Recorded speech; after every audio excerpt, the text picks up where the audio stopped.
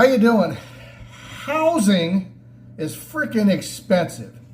It's basically unaffordable to a huge segment of the population. If you don't already own a home, or you're not set with a good job, if you're trying to get into a place for the first time, or God forbid, try to buy something, it's almost impossible. It's really getting tough out there.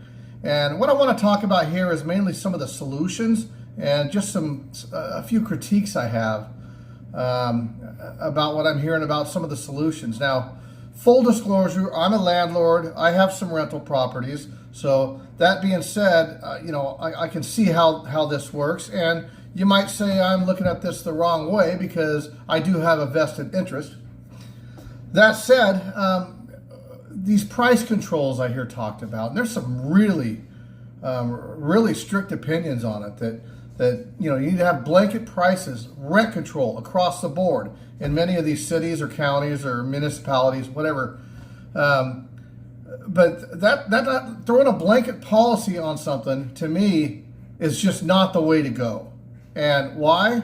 Well, it affects guys like me real negatively. And so you can say, oh, you're all worried because it's you. But hear me out. I mean, companies, corporations, investment firms, BlackRock, these entities that are coming in and buying neighborhoods and monopolizing them and basically price gouging people, that needs to go away. That needs to be controlled.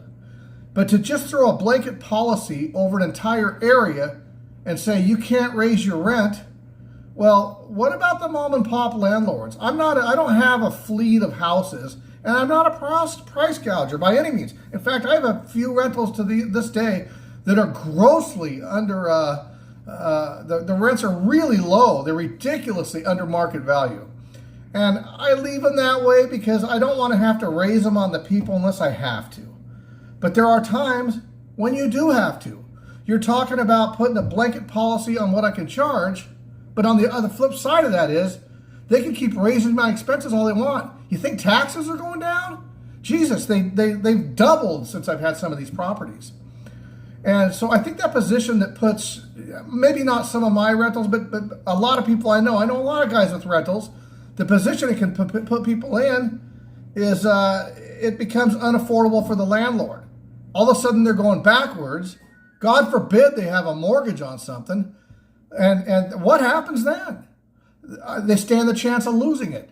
And then who do you think it goes to? The tenant?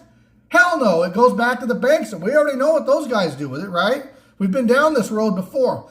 So I just think there needs to be, maybe not case by case, but I think you need to look at some of the smaller investors and landlords and not just vilify these people.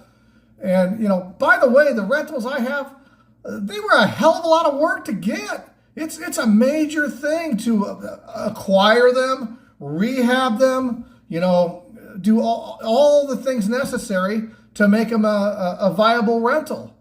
And it keeps going. The maintenance on them, it never ends. So, I just want to critique a little bit of that policy.